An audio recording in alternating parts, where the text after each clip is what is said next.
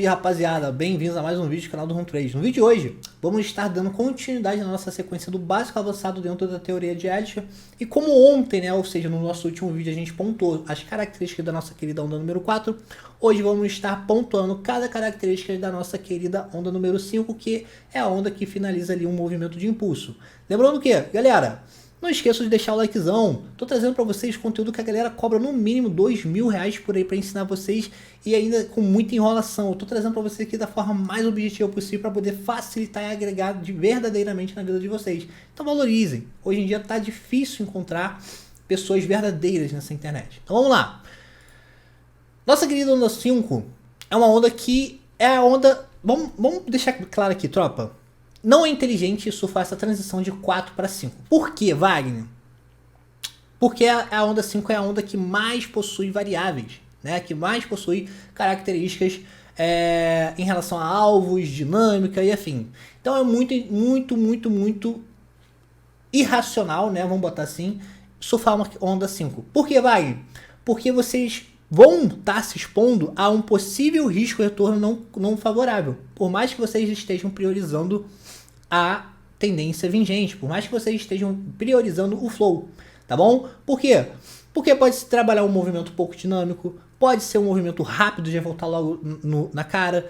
Normalmente, a gente quer tentar maximizar muito os ganhos, então pode ser que você vai deixar a sua operação em aberto, depois vai devolver tudo. Então a onda 5 nunca é uma transição, né? A 4 para 5 nunca é uma transição inteligente pra gente estar se expondo. Mas vamos lá. Primeira característica da nossa querida onda número 5, lembrando que essa característica que não é regra, tá? Possui as variáveis dela, a gente vai entender já já, é que a onda 5 ela tende a ser a onda mais fraca do movimento de impulso. Ou seja, a gente tem 3 movimentos de impulso. Onda 1, onda 2 e onda 1, onda 3 e onda 5. Dessas 3 ondas de impulso, normalmente a nossa onda 5 tende a ser a mais fraca, beleza? Não é regra. Por quê? A nossa onda 5 ela pode trabalhar o movimento mais acelerado. Normalmente quando a onda 5 trabalha esse movimento mais acelerado, tende a caracterizar uma exaustão parabólica, que é um conceito técnico, né, abordado ali no livro do Martin J. Pring, da análise técnica explicada. Tá bom? Esse movimento de exaustão parabólica tende a surgir em onda 5 ou onda 3. Quando surge em onda 5, a gente já tem uma reversão de imediato, ou seja, o preço sobe e a gente já vê aquela virada de mercado bem acentuada, tá bom? Essa exaustão parabólica na onda 5 é muito perigosa. Por quê? A gente normalmente espera que a onda 5 seja uma onda mais devagar, pouco dinâmica e afins. Automaticamente, quando a onda 5 vem na característica de exaustão parabólica, ela tende a se deslocar muito rápido, né? Entra volume, porque a característica da exaustão parabólica é o volume acompanhando o movimento, né? O volume bem agressivo, bem acima da média, e consequentemente a gente pode ter essa variação de uma onda 5 sem volume, que é muito comum, o mais comum inclusive, de uma onda 5 com bastante volume. Então aqui a gente já encontra, logo nessas primeiras características da nossa querida onda 5, já encontra muita subjetividade, que é o que eu venho batendo na tecla com vocês sobre a maior fraqueza, né, minha maior crítica sobre a teoria. Lembrando que quem sou eu na fila do pão para poder criticar aqui a teoria? Porém, quando a gente fala sobre subjetividade, a gente fala sobre ser trader, praticar day trade. E para ser um bom day trader, para ser um trader que realmente ganha dinheiro, a gente tem que buscar o máximo, galera, a minimizar a subjetividade das nossas análises. Seja alinhando... e como que a gente faz isso, Wagner?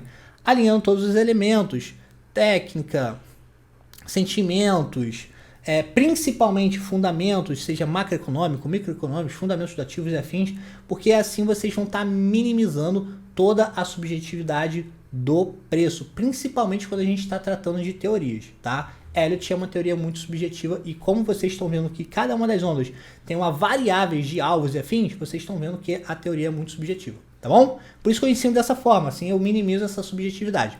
Mas enfim, como vocês viram, a onda 5, né, ou ela vai vir devagar, ou ela vai vir muito acelerada, 8 ou 80, ou ela vai vir pouco dinâmica, ou ela vai praticar uma exaustão parabólica, tá bom? Mas enfim, não se apeguem a isso, se apeguem às características dos subfractais, igual a gente vem pontuando diariamente aqui, cada uma das características de cada onda.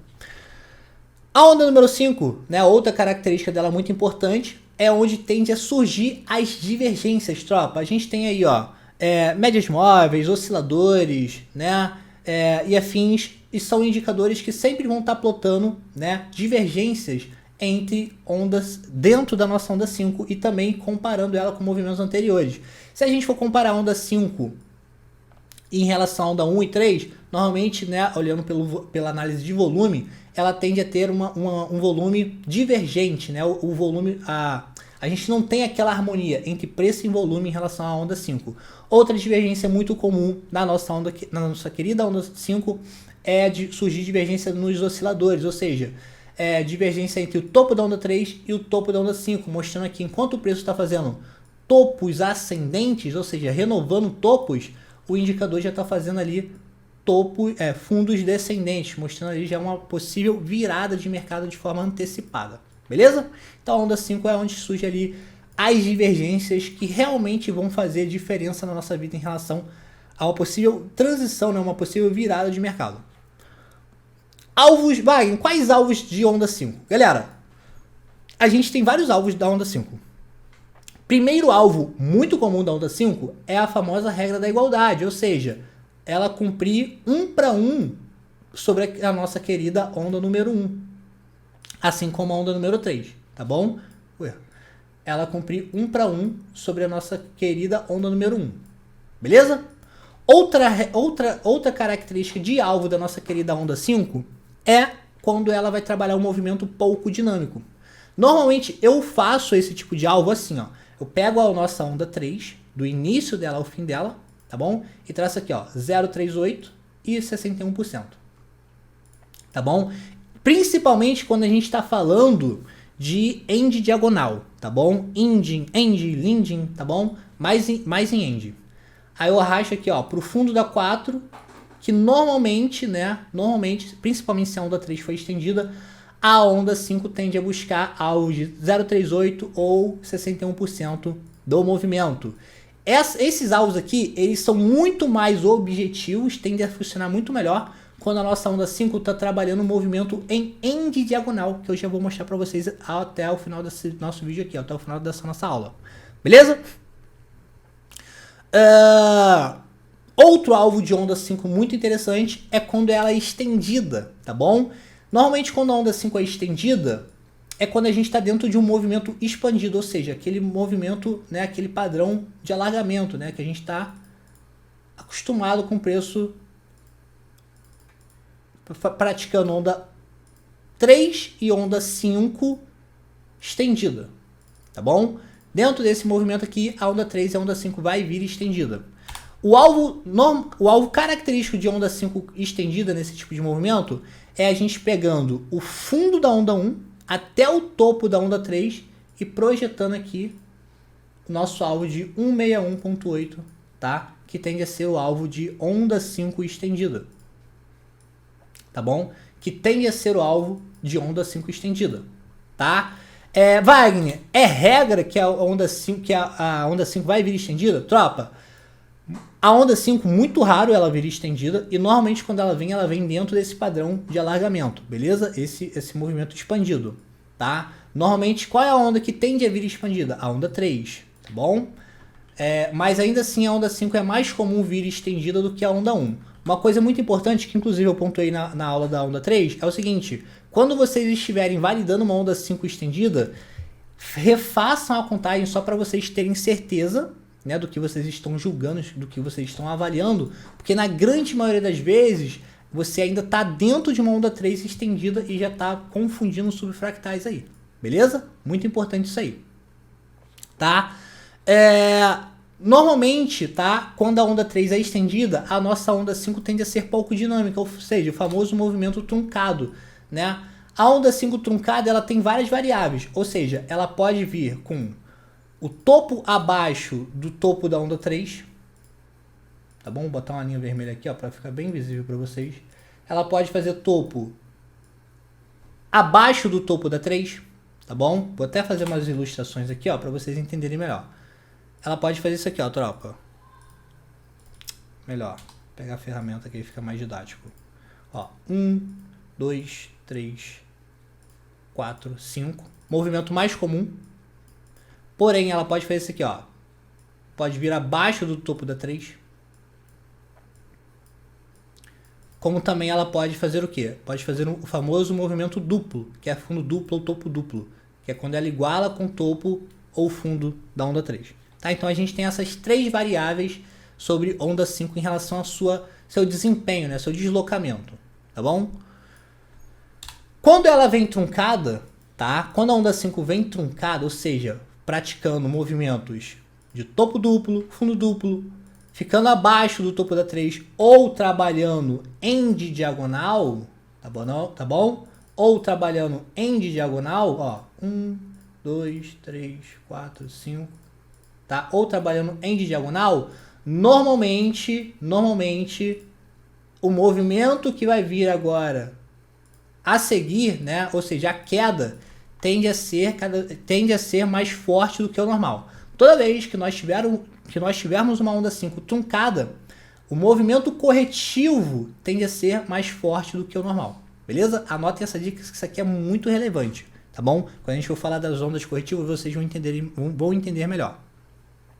Ou seja, onda 5 truncada, ela tende a potencializar os ABCs corretivos, que são aqueles movimentos, né? Aquele zigue-zague, né? Aquele ABC corretivo, o zigue-zague corretivo, tá bom? Deixa eu ver se eu não estou esquecendo mais de um detalhe aqui. Então é isso, tropa. Vamos lá. Vamos bater aqui agora nas características, né, dessa end diagonal aqui, ó. Tá? Vamos pegar aqui esse desenho, porque esse desenho ficou bom. Oh, caralho, quero clonar você. Pronto. Tropa, end diagonal a gente tem 2 variáveis, tá? Ou ele se desloca em ABC,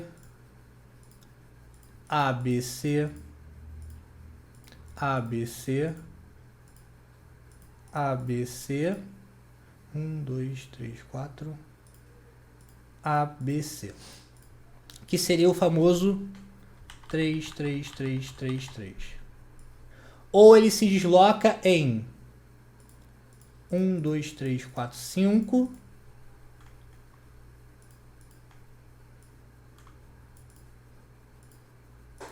ABC, ABC, ABC e ABC. Ou seja, cacetar. 5, 3, 3, 3. Tá bom? Esse é o comportamento de uma end diagonal. Lembrando que, onde que as ends diagonais tendem a surgir? Em ondas número 5, tá? Normalmente, né, movimentos finais de impulso, seja ele de uma onda C, seja de uma onda 5, de um movimento propulsor, enfim. Então vocês já anotem isso, já memorizem isso para vocês ficarem ligados que a end diagonal, esse padrão de reversão, né, esse movimento convergente do preço tende a surgir em finais de movimentos, tá? E quando ele surge, ele acaba potencializando ali os zigue-zagues, né? O famoso ABC, tá bom? E é isso. Deixa eu ver aqui se não tem mais nenhum tipo de característica. Ah, tá. Eu não pontuei. Deixa eu voltar aqui, ó. Cadê? Aqui, ó. Então, como é que ficaria isso aqui, Wagner? Só para vocês pegarem essa maldade aqui, ó, tropa. Isso aqui é um insight muito inteligente mesmo, ó. Toda vez que vocês estiverem vivenciando uma end diagonal, deixa eu ver se meu rosto não tá na frente. Toda vez que vocês estiverem vivenciando uma end diagonal, sempre façam isso aqui, ó. Sempre façam isso aqui, ó. 1, né? 2, 3, 4 e 5. Prestem atenção nesse macetinho aqui, que esse macetinho aqui é a pica. A onda 5, tá? Ela tende a ser a menor de todas aqui no movimento de uma end diagonal. E normalmente, como é que a gente faz aqui? Aquela mesma projeção que eu já mostrei pra vocês ali na ilustração anterior. Vocês vão pegar o início da 3 até o final dela, tá bom? E vamos colocar os níveis aí, ó, até 61%, tá bom? O alvo da 3, da 5 no caso, tende a ser 61%, porque a nossa 5 aqui nesse movimento não pode, de forma alguma, igualar com o tamanho da nossa onda 3. Não pode ocorrer esse tipo de movimentação, tá bom? Então, por exemplo, Existe uma característica de end diagonal, a famosa rabiscada, ou seja, é o preço violar aqui a estrutura superior, né, no caso aqui essa zona de resistência, fazer uma rabiscada para depois cair.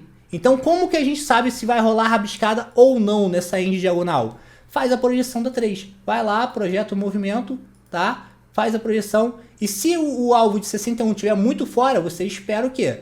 Que esse ABC final aqui da sua end diagonal tende a buscar esse 61 para buscar essa rabiscada lá fora. Se estiver acusando, né, dentro da estrutura, você não fica esperando pela rabiscada, tá bom? Lembrando que end diagonal é o movimento mais lucrativo do price action conciliado com a teoria de Elliott.